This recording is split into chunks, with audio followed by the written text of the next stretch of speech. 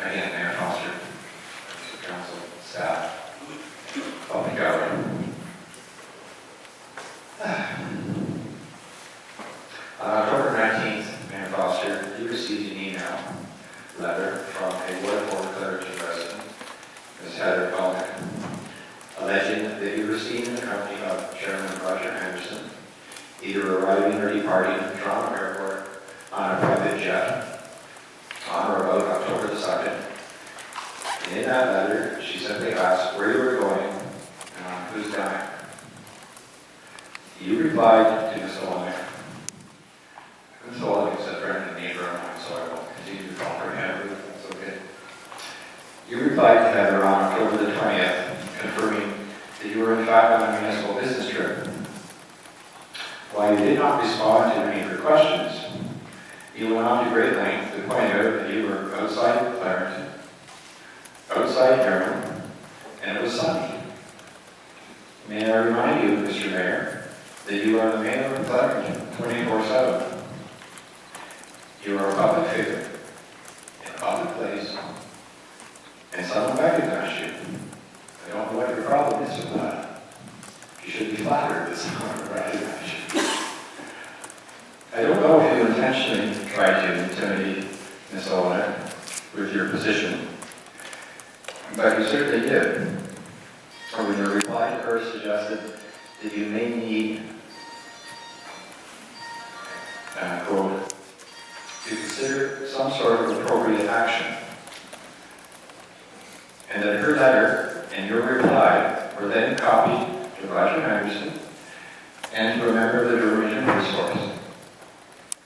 I contend, Mr. Mayor, that actions like that are in fact intimidating, and I dare say are uncalled for.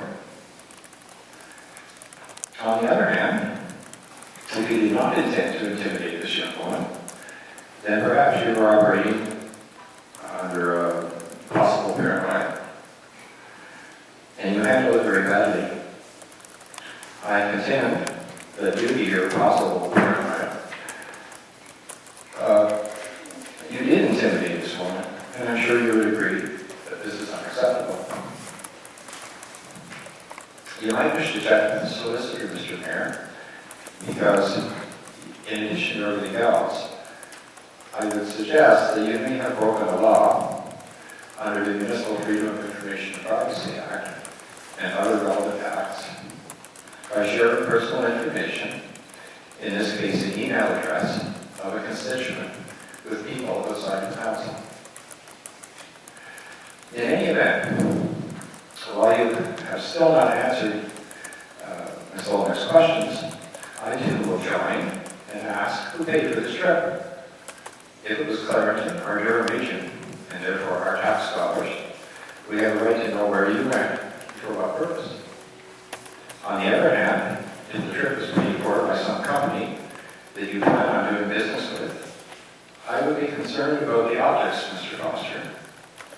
So again, I echo your call, wanting to know who paid for this flight. That you don't feel you want to answer simple questions from the constituent is your prerogative, Mr. Mayor. And although I think it's unacceptable, if nothing else, sir, I do believe you owe Ms. Olnick an apology for the way you handled this matter. Because of all this, Mayor Foster, I went back through your pre-election literature and as well viewed interviews with you on YouTube.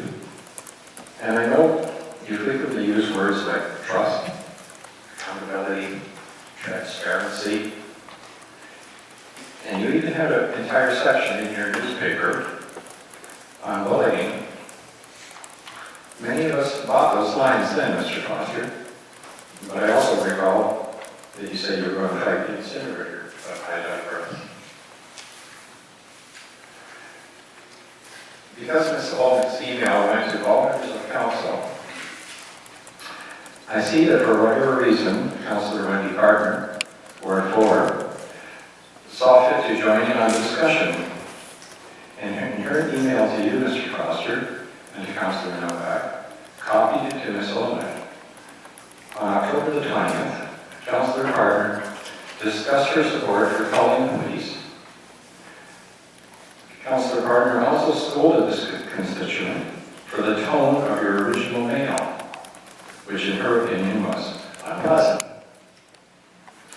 At this point, a rather nervous Ms. Olmec wrote to all members of council, apologizing for causing any alarm, as she claims there was no malice intended. However, the email exchanges did not stop there.